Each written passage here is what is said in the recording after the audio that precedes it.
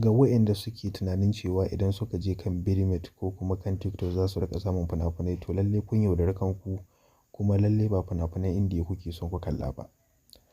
Wani lokaci mutum yakan yi ƙoƙari ya mallaki fina-finai saboda don nishaɗi. Ana kallon Indiya Hausa ne don nishaɗi, ilmantarwa da faɗakarwa.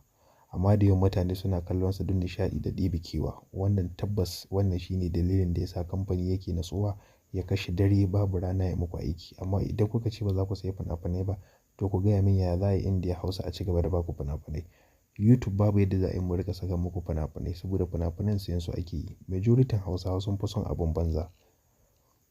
Dan haka ga wanda suke son wannan fim na Ramako za ku iya yi min magana ta wannan number. Wannan number da ita muke kan WhatsApp take kan WhatsApp ba a iya kira da ita sai dai mutum ya kira ta kan layi ta WhatsApp. Wanda yake da sha'awar samun fina-finan mu na Indiya to za ka iya mana magana ta wannan number in sha Allahu.